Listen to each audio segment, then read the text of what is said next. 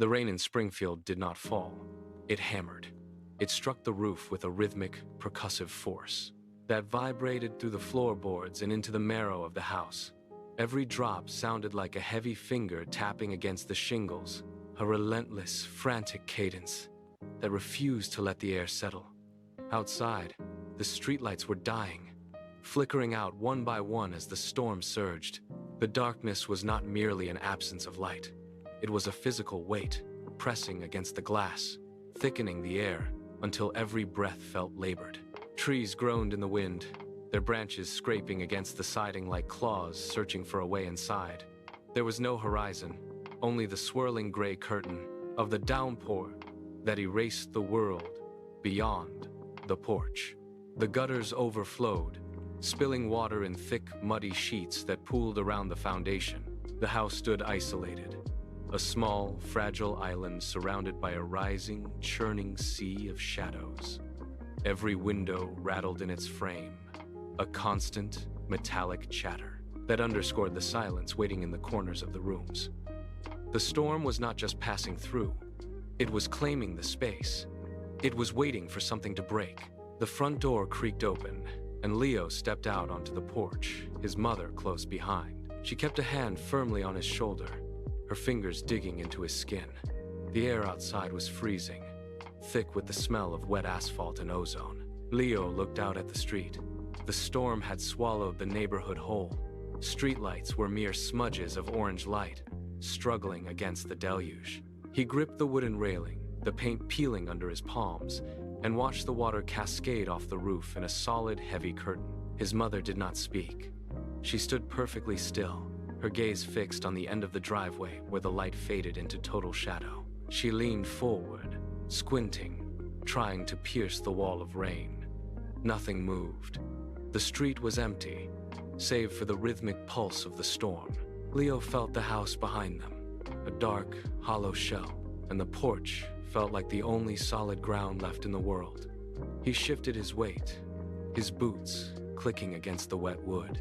They scanned the darkness, waiting for a sign, a car, or a neighbor.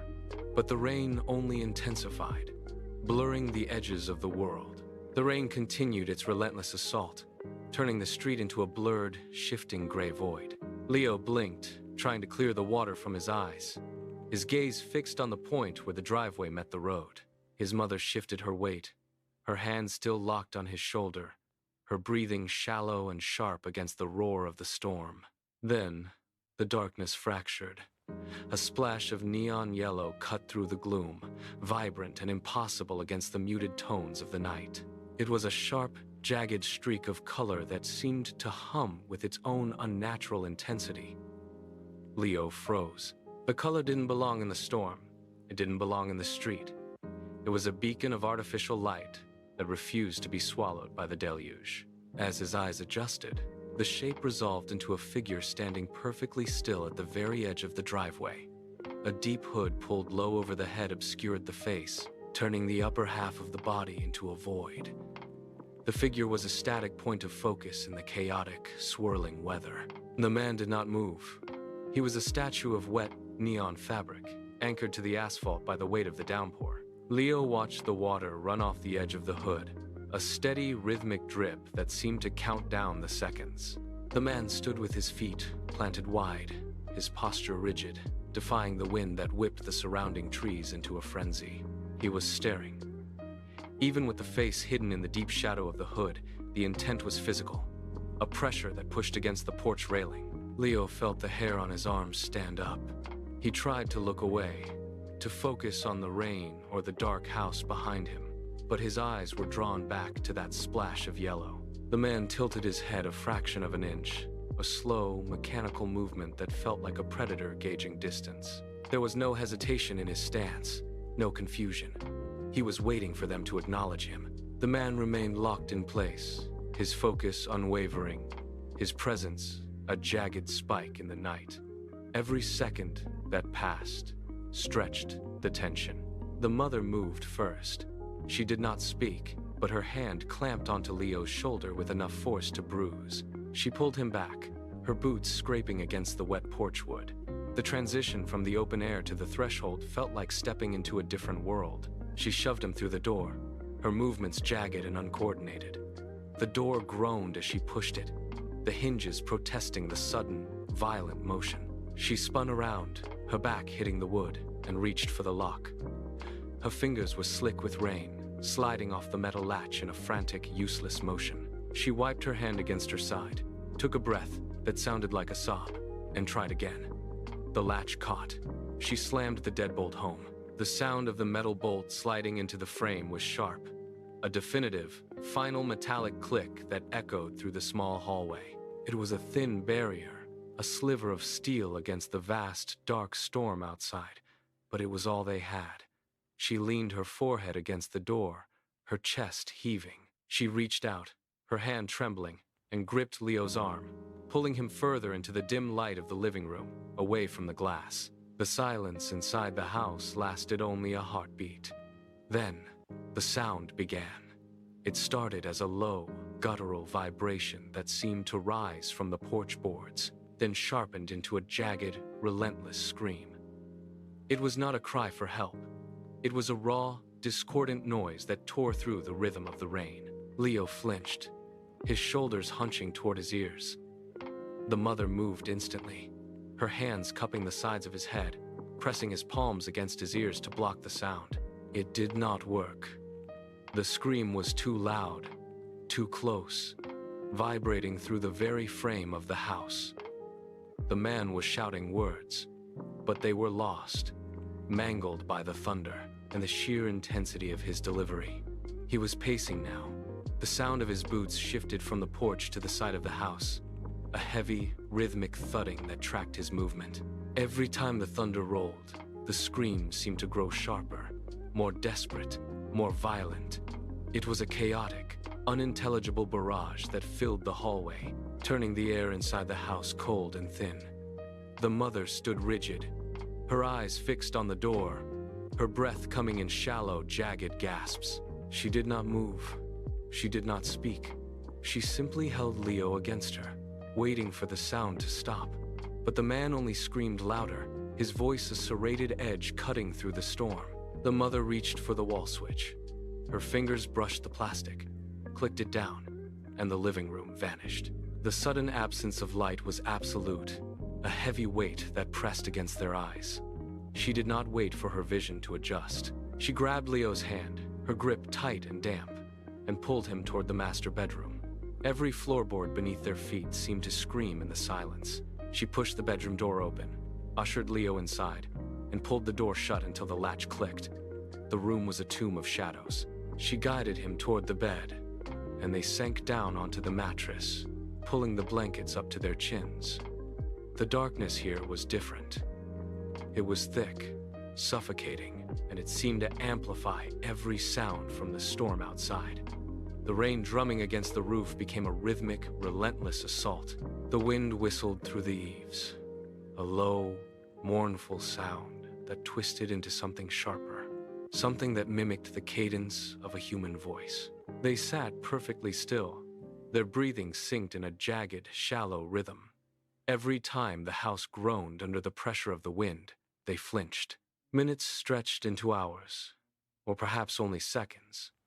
In the dark, time lost its shape. The rain continued its relentless assault, a steady, rhythmic drumming against the roof that filled the room with a hollow, echoing sound. Leo pressed his face into the mattress, his eyes wide, straining to see through the impenetrable gloom. Beside him, his mother remained motionless, her hands still clamped firmly over his shoulder, her fingers digging into the fabric. She was listening.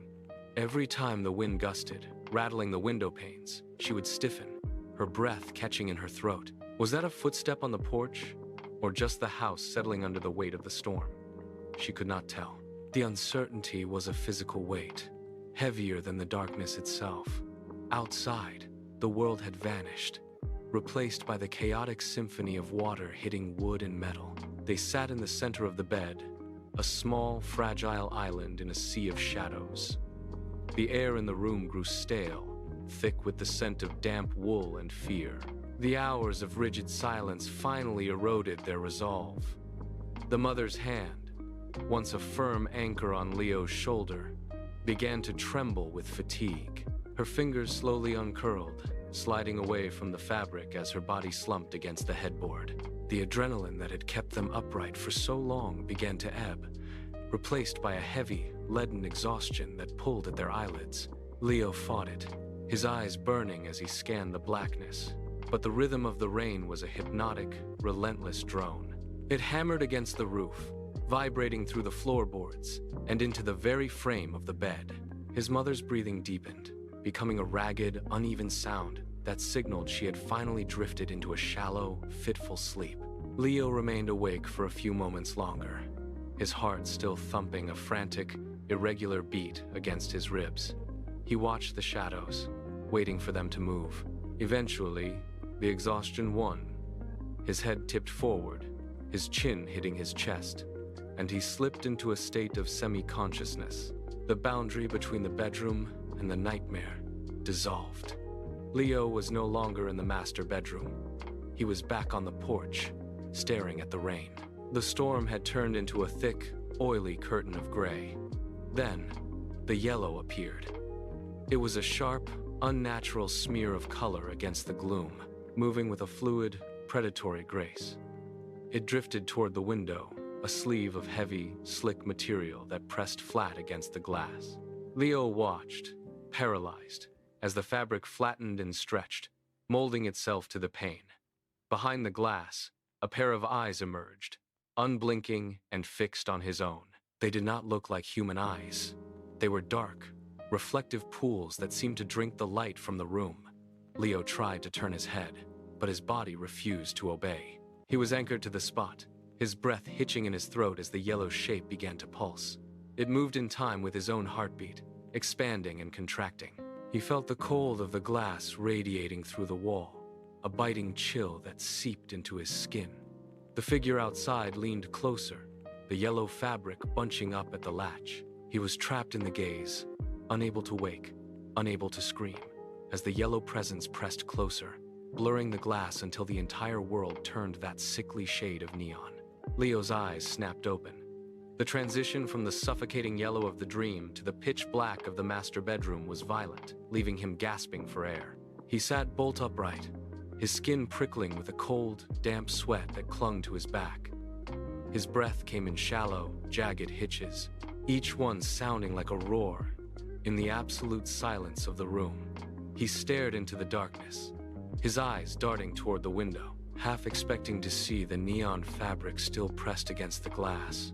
There was nothing but the rhythmic, hollow drumming of rain against the pane.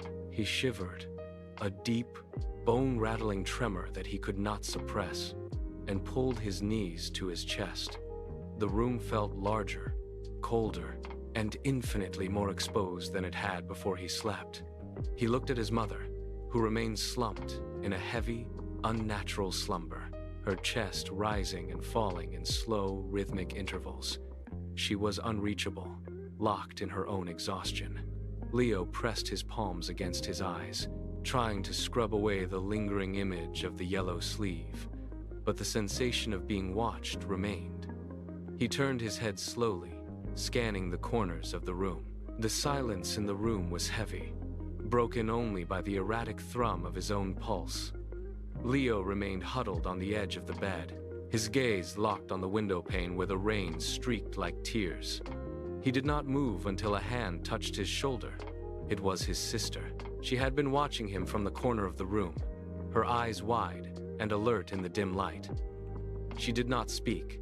She simply gripped his arm, her fingers firm and grounding. Leo tried to stand, but his legs felt like lead, heavy and unresponsive. She leaned in, her breath brushing against his ear, and pulled him upright with a sharp, steady tug. He stumbled, his feet catching on the edge of the rug, but she held him steady. She led him toward the hallway, her pace measured and deliberate. Every floorboard they crossed seemed to amplify their movement, a series of soft, rhythmic creaks that echoed through the dark house. She steered him away from the living room, guiding him toward the bathroom door. She reached out, pushed the door open, and stepped inside, pulling him into the small, windowless space. For a moment, The world outside ceased to exist. The bathroom door clicked shut, sealing them in the narrow, tiled space. Leo sat on the cold edge of the porcelain tub, his sister standing guard by the sink.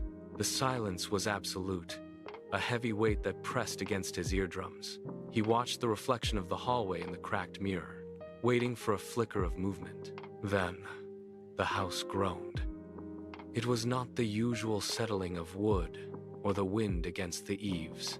It was a deep, structural protest, a long, drawn-out shriek of timber and nails that vibrated through the floorboards. The sound grew, shifting from a groan into a violent, rhythmic shudder that rattled the medicine cabinet. The house was no longer a shelter. It was a cage under siege, and the intruder was already tearing at its skin. The structural groaning ceased, replaced by a sound far more deliberate and terrifying. A heavy, rhythmic thud echoed from the front of the house. It was a solid, percussive impact that shook the entire frame. Each strike hit with the weight of a sledgehammer, sending a shockwave through the floorboards.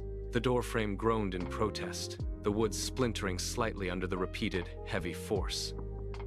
Leo watched the bathroom door, his knuckles white. The pounding was not erratic.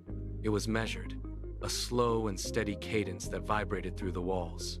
Every impact caused the light fixture to sway. The house seemed to shrink, the walls bowing inward with each blow. The air in the bathroom grew thick with the sound of the assault. Leo's sister pressed her back against the door, her eyes fixed on the hallway as the front door shuddered. The hinges screamed, metal grinding against metal. The force of the pounding was absolute, a violent, physical intrusion that turned the hallway into a drum, echoing the intruder's intent with every heavy, earth-shaking strike. The wood of the front door frame groaned, a high-pitched splintering sound that cut through the rhythmic thudding. It was failing. The sister looked at the door, then at the hallway, her eyes wide. She did not wait for the wood to snap. She pushed off the bathroom door frame and lunged into the hallway, her feet slapping hard against the hardwood floor. She sprinted, a blur of motion against the flickering shadows cast by the swaying light fixture. She reached the master bedroom door in 3 long strides, her hands slamming against the wood to wake their mother. The pounding at the front entrance grew more frantic, the intruder sensing the weakness in the frame. Each strike now came with a violent, jarring vibration that shook the entire house foundation. The sister gripped the bedroom door handle, shaking it, her breath coming in sharp, ragged gasps. She didn't stop until she heard the rustle of sheets and the movement of her mother inside. Behind her, the front door buckled inward, a deep, resonant crack echoing through the corridor. The house seemed to tilt as the intruder redoubled the force. The hallway went empty in a heartbeat. The sound of the sisters' retreating footsteps faded into the rhythmic, booming thud still echoing from the front entrance. Leo was left behind. He retreated into the small, tiled space of the bathroom, pulling the door until only a sliver of the hallway remained visible. He pressed his back against the cold porcelain of the sink, his breath shallow and jagged. The air felt thin, metallic, and heavy. His heart hammered against his ribs, a frantic, irregular rhythm that drowned out the rain outside. It felt like a trapped bird, beating against the cage of his chest. He watched the sliver of light in the hallway, his eyes wide and unblinking. The house groaned again, a deep structural protest as the front door frame took another heavy impact. Each strike vibrated through the floor tiles, traveling up through his soles and into his spine. He did not move. He did not blink. He gripped the edge of the sink so hard his knuckles turned white, his entire body rigid with the effort of staying silent. The darkness in the bathroom seemed to press inward. Outside, the intruder's boots dragged across the porch, the sound sharp and deliberate. Leo held his breath, his pulse thundering in his ears, waiting for the wood to finally give way. The hallway light flickered, casting long, erratic shadows that danced across the floor. Leo watched through the narrow gap of the bathroom door, his eyes locked on the master bedroom entrance. The door swung open with a sharp, sudden motion. His mother stepped into the hallway, her posture rigid, her head tilted to listen to the chaos at the front of the house. She did not look toward the bathroom, Her focus was entirely on the front door, which shuddered under another heavy, rhythmic impact. She moved toward the living room table with a quick, purposeful stride, her feet silent on the carpet. Her gaze darted to the front entrance, tracking the wood as it bowed inward. She reached the table and her hand shot out, fingers closing around the BlackBerry. She gripped the device with such force that her knuckles turned white. The skin stretched tight over the bone. The connection clicked. A faint, electronic hum bled from the device, barely audible over the storm. The mother pressed the phone against her ear, her eyes fixed on the front door. "Emergency," she whispered, the words sharp and jagged. "There is someone trying to break in." Her voice was a thin, strained thread in the dark. She leaned against the wall, her shoulder blades digging into the plaster, her gaze locked on the door handle as it rattled violently. Suddenly, the rhythmic pounding ceased. The silence that followed was absolute, heavier than the noise had been. She held her breath, her chest frozen, listening for the sound of a footstep or a breath on the other side of the wood. "He is at the front door," she hissed into the phone, her knuckles turning white as she gripped the device. "He is trying to get inside right now." The operator spoke, a muffled, distant sound that she could not fully decipher. She shifted her weight, her eyes darting to the window where the curtains swayed in the draft. She repeated the address, her voice cracking. Her focus narrowed down to the single, desperate need for help to arrive before the wood finally splintered. The heavy, rhythmic slamming against the door frame stopped as abruptly as it had begun. The silence that rushed into the living room was suffocating, thick with the smell of rain and damp wood. The mother held the phone to her ear, her body rigid, her eyes darting toward the front entrance. She did not move. She did not breathe. Then, the silence broke. A slow, grinding sound emerged from the porch, the unmistakable friction of heavy boots dragging across the weathered floorboards.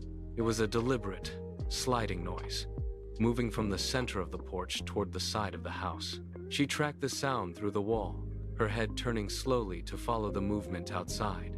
The boots scraped against the wood, a slow, rhythmic drag. She pressed her back against the wall, her knuckles white as she gripped the phone, her pulse visible in the frantic beat at her throat. The dragging sound stopped near the corner of the house. She stood paralyzed, her gaze locked on the curtains, waiting for the next movement. The silence outside the window was shattered by a sound that cut through the storm like a blade. It was not the heavy thud of a boot, but a sharp, high-pitched screech of metal grinding against metal. The mother flinched, her eyes widening as the sound vibrated through the wall. Outside, the intruder had found the window latch. The screeching intensified, a rhythmic, grating noise that suggested a tool was being wedged into the narrow gap between the frame and the sill. She leaned forward, her breath hitching, her ears straining to isolate the sound from the relentless drumming of the rain. The metal shrieked again, longer this time, as the intruder applied steady, forced pressure. She could hear the wood of the frame splintering under the strain, a dull, cracking sound that signaled the window was beginning to yield. Her knuckles turned bone white as she gripped the phone, her pulse hammering against her skin. The screeching became a constant, agonizing friction, the sound of the latch being forced upward against its lock. She stood paralyzed, watching the window frame shudder. Under the assault, the glass rattling in its casing as the metal-on-metal grind reached a fever pitch. The intruder was no longer just outside. He was actively dismantling the barrier. The final groan of the window frame echoed through the living room, a sharp, splintering sound that signaled the end of the resistance. The mother did not wait. She pushed off the wall, her feet silent on the floorboards, and moved toward the center of the living room. Her eyes were fixed on the window. The latch had failed. The heavy, rain-slicked glass began to slide upward, pushed by an unseen force. She stopped, her breath caught in her throat, her hand still tight around the phone. The curtains, thick and heavy, began to stir. They did not just move with the wind. They swayed in a rhythmic, deliberate arc, pushed inward by the intrusion of the night air. She watched the fabric ripple, a slow, hypnotic motion that betrayed the presence of someone standing just inches away. The curtains billowed, catching the draft, and then held steady in a distorted, unnatural shape. she could see the gap widening. The room felt colder, the air from the storm pouring in, and the curtains continued to dance in the dark, a silent, terrifying signal. The window frame gave way with a final, jarring thud that vibrated through the floorboards. The curtains were shoved aside, bunched up against the wall by a sudden, forceful push from the outside. The mother did not blink. She stood in the center of the room, her gaze locked on the widening gap between the sill and the glass. Then, it appeared. A vibrant, neon-colored sleeve pushed through the opening, the fabric slick with rain and dark with grime. It moved with a jerky, unnatural rhythm, reaching toward the interior latch. The sleeve was thick, bunched at the wrist, and it blocked the light. She watched the hand at the end of that sleeve, fingers splayed, pressing against the inner frame to gain leverage. The movement was deliberate, a slow, predatory exploration of the space inside the house. Every muscle in her body went rigid. The intruder had breached the threshold, and the hand, encased in that neon material, began to search the air, feeling for a target. The hand continued to grope the air, fingers hooking into the fabric of the curtains. The mother did not wait for the intruder to pull himself through. She lunged forward, the foam clattering to the floor as she crossed the gap between the sofa and the window.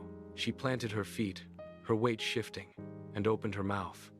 A sound erupted from her chest, a raw, primal scream that cut through the thunder and the rain. It was not a plea for help. It was a physical force, a wall of sound that slammed into the space where the intruder stood. The hand at the window jerked back as if burned. The fingers lost their grip on the sill, scraping against the wood with a harsh metallic screech. Outside, the heavy, wet weight shifted. The intruder stumbled, his balance broken by the sudden, piercing noise. He scrambled backward, his boots sliding against the slick porch boards. He did not pause. He turned, his movements frantic and uncoordinated, and plunged into the darkness of the yard. The mother did not stop screaming until the sound of his heavy, retreating footsteps was swallowed by the storm.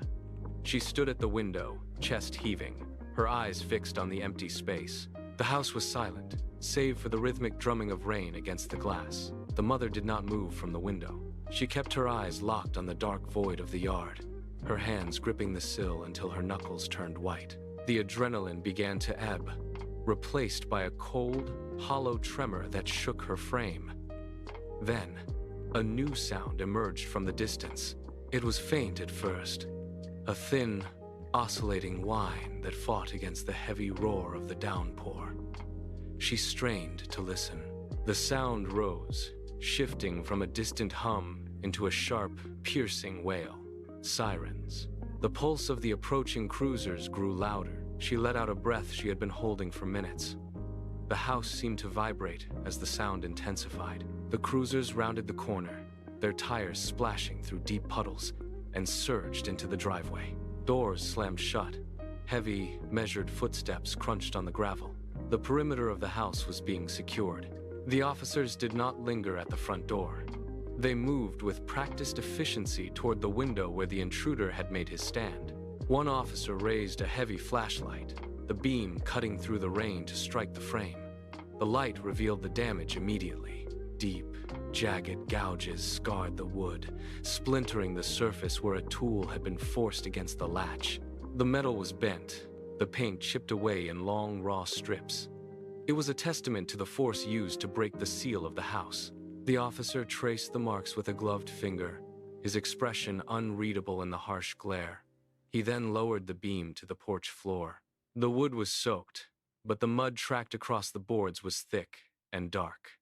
He followed the trail. It led away from the window, down the steps, and across the saturated grass of the yard.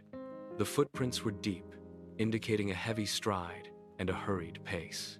They reached the tree line, but the trail ended abruptly against the thick undergrowth. The woods were a black, impenetrable void. The investigation did not last long. The officers returned to their cruisers, their radios crackling with static that offered no answers. No leads emerged from the dark woods. No tracks were found beyond the tree line. The search was called off as the rain intensified. washing away the remaining evidence of the intruder's presence. The cruisers pulled away, their red and blue lights fading into the distance, leaving the house in a sudden, heavy darkness. The family stood in the living room, the silence of the house now feeling more oppressive than the storm outside. The windows were locked, the deadbolts secured, yet the air inside felt thin and fragile. Every creak of the floorboards became a sharp reminder. The police had left, but the threat had not been neutralized. It had simply receded into the shadows, an unresolved presence that refused to dissipate. The mother moved from room to room, checking the latches again, her movements stiff and mechanical. The house was no longer a sanctuary. The fear did not vanish with the dawn. It settled into the walls, a permanent, jagged edge in their lives. They were safe, but they were no longer secure. Years drifted by, but the calendar held no weight against the memory of that night. For Leo, the calendar was marked not by dates, but by the weather. When the sky turned slate gray and the first heavy drops struck the glass, the world outside ceased to matter. He stopped whatever he was doing, his pulse quickening. He stood up, his movements precise and practiced. He walked to the front door, his hand hovering over the deadbolt. He turned the metal latch once, felt the heavy click of the mechanism, and then turned it back. He repeated the motion a second time, then a third. He moved to the kitchen window, his fingers tracing the frame, checking the seal before repeating the triple turn of the lock.